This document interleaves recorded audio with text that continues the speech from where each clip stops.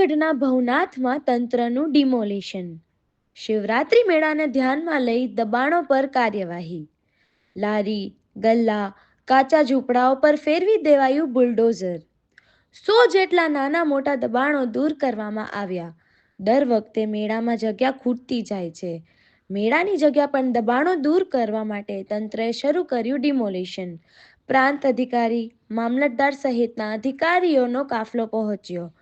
JCB સહિતની machinery લઈ ભવનાથ હજુ પણ દબાણ દૂર કરવાની કામગીરી શરૂ કરવા તંત્રનો નિર્દેશ.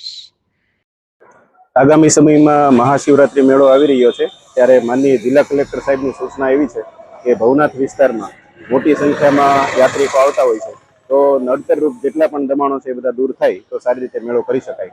માનનીય કલેક્ટર સાહેબના માર્ગદર્શન હેઠળ આજે એક ડિમોલિશન ડ્રાઈવનું આયોજન કરેલું છે. એમાં સમગ્ર જે ભવનાથ મેળાનો જે રૂટ છે એમાં દેખીતા જેટલા પણ દબાણો છે નડતરરૂપ, એ બધા દબાણો આજે દૂર કરવામાં આવી રહ્યા છે. આગામી સમયમાં આ પ્રવૃત્તિ છે એ રોજિંદા ધોરણે ચાલુ રાખવામાં આવશે અને મેળો આવે ત્યાં સુધીમાં મોટા ભાગના દબાણો છે એ દૂર કરી અને બધી જગ્યાઓ ખુલ્લી કરવામાં આવશે.